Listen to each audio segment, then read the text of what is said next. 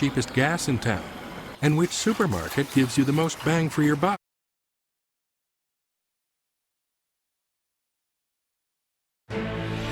This is CNN Breaking News. I want to go straight to London. I want to bring in CNN royal correspondent Max Foster outside Buckingham Palace. Max, what are you learning? The Queen has died, very sadly. She died peacefully at Balmoral this afternoon. The King and Queen Consort were referenced there to Charles. He automatically becomes King, will remain at Balmoral this evening and will return to London tomorrow. I'm just going to look at another email I just received. Queen Elizabeth if there's any extra there.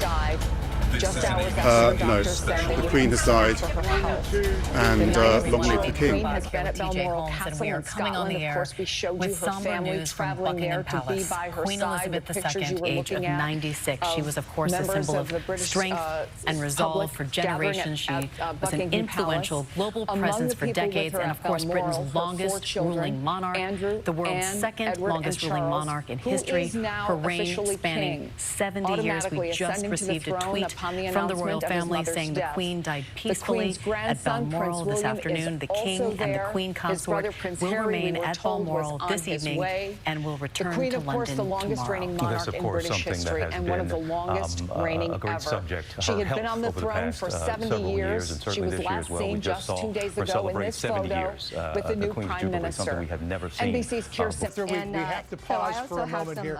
Stay with us. We have got some breaking news. Sandra? The Queen has passed away. The Queen died peacefully, the royal family says, at Balmoral this afternoon. This is an NBC the King News and the special Queen report. Consort will remain Here's at Lester Balmoral Holt. this evening. And good day, everyone. We're coming on the air with some sad breaking news. Queen Elizabeth II, Britain's longest reigning monarch, has died at the age of 96. The Queen reigned for 7 decades, working with many prime ministers through periods of peace and crisis since she took the throne. Her family rushing to be by her side today after doctors became concerned for her health. Her death comes after the passing of her husband, Prince Philip, last year. And her passing sets the stage for Prince Charles to become king, Britain's first new monarch in 70 years. Let's go now to NBC senior international correspondent Keir Simmons. He's outside Buckingham Palace. Keir. Well, Lester, you know that this moment is coming, but nothing really prepares you for it. This is a CBS News special report. I'm Nora O'Donnell in our nation's capital, and we have breaking news from the United Kingdom, where we have just learned the sad news that Queen Elizabeth II, the longest-serving British monarch, died today at Balmoral Castle. That is her summer home in Scotland. Her Majesty was 96 years old and had spent a record 70 years on the throne.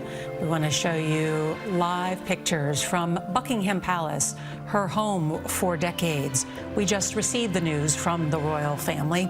They sent out a statement saying the Queen died peacefully at Balmoral this afternoon. The King and the Queen Consort will remain at Balmoral this evening and will return to London tomorrow, thus referring to Prince Charles now as the King of England. It was just early this morning here in the U.S. that Buckingham Palace announced that the Queen was under medical supervision, and all morning long we have been waiting for word, watching as the Queen's children, grandchildren, other members of the royal family rushed to be with her, at her side, at the end. We want to show you these shots of the royal family arriving at Aberdeen Airport in Scotland. This, of course, first of all, the flag at half-staff. This is the plane that arrived earlier this morning. And then we saw Prince William arrive at Balmoral with his uncles, Princes Andrew and Edward. There they are in the car together. This, of course, a watershed moment, not just for the British people, but the world. And, you know, in England, many people have not really known any other monarch because she reigned for so long. She reigned over a rapidly changing country in the last days of a once vast empire. And through it all, many people say that the Queen ruled with a steady hand and quite a devotion to the British people, always talking about her service to the nation. And her oldest son, Prince Charles, succeeds her now as Britain's new king. Mark Phillips now has the Queen's extraordinary life story.